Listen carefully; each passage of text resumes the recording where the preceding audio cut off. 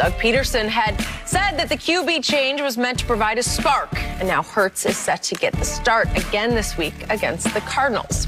Former Eagles quarterback Orlando Scandrick joining us now. So, Orlando, from what you saw Sunday, is Jalen Hurts the future for the Eagles? The future, I don't know. It was an impressive debut. I truly believe that it is very hard in the National Football League for a quarterback to have sustained success being just a runner. I have no idea what the New Orleans Saints were doing defensively. They were playing this guy like he was a pocket passer. He wasn't a pocket passer. He made all of his plays outside the pocket. I think I looked at a chart. He only threw 2 balls outside the numbers. So they played right into his hands. Do I think he's the future? No. Do I think he has a future in the NFL? Yes. But an immediate future, I think he needs some time to continue to develop to be successful in the National Football League. I could have swore that's what I told Skip on Monday when we came in here. I don't understand the game plan that Dennis Allen, the defensive coordinator for the Saints.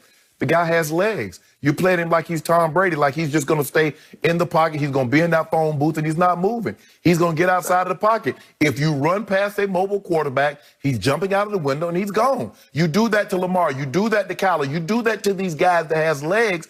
They're going to punish you for the mistake that you made. You know you get to a quarterback like that, and you level off. You never run past him. And you keep him contained. You make him throw the ball. You make him beat you from throwing from the pocket. They haven't given up a 100-yard rusher in 55 games over 3 years. They gave up 2 in 1 game. For me, it's hard to say after 1 game in any situation, he's now the answer. If it's a wide receiver, he has a 100-yard game for filling in for Julio and Michael Thomas. Oh, they should replace him. No, there needs to be time. Even when Coach Belichick ultimately switched to Tom Brady, Skip, it wasn't after 1 game. It was after like 7, 8 games. Playoffs, the Super Bowl. Well, now we've seen enough.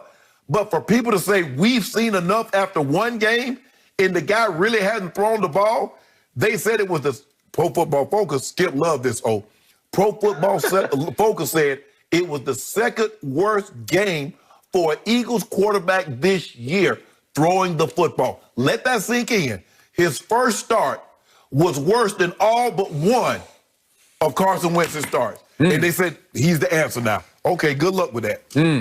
Well, who said he's the answer? You. I did. You. And both of you are dangerously underestimating and underrating Jalen Hurts. He is the future of the Eagles. I said it the day he was drafted. He will ultimately prove to be better just as an overall performer than Carson Wentz. I wince when I say his name, the turnover machine that he became this year. Jalen Hurts is hard to deal with and prepare for because you watch the tape and he doesn't look that quick or fast on tape. He does not look like Lamar Jackson. He is effortlessly quick and fast. He scored 20 touchdowns last year, albeit in the Big 12 for the University of Oklahoma with his legs. But he threw 32 touchdown passes. And again, he was playing one of the top pass defending units in the league, one of the top sack units in the league, and he got sacked no times. It was a game in which he was required to play make more with his legs than his arm. But he will still beat you with his arm because 32 touchdown passes in college, trust me, I watched every snap he took at Oklahoma. A whole bunch of them came from the pocket. In my younger days, I could have threw 21 in the Big 12, and I ain't played quarterback. You did not, and you could not have thrown 21. And if anybody saw the comeback that he engineered against Baylor, which had the best defense in the Big 12, you could say, oh, well, that's... They got the best defense and only give up 32 a game. Yeah, right. But he was spectacular. He's a special playmaker. He's a natural-born leader. He's going to take over the locker room, the sideline, the huddle, and ultimately games for the Eagles, and the new era has begun. Okay.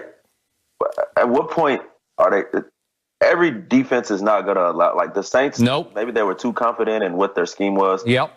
Maybe they were too cocky. But when teams start to what we used to call cage rush, cage this guy in and make him stay in the pocket. Right. It's going to be difficult. Look at this. He drops back and he just takes off. He basically, okay, I see your back. It's man to man. This is a good throw right here. That's a good throw. Especially because he got blasted right in the face as he threw it.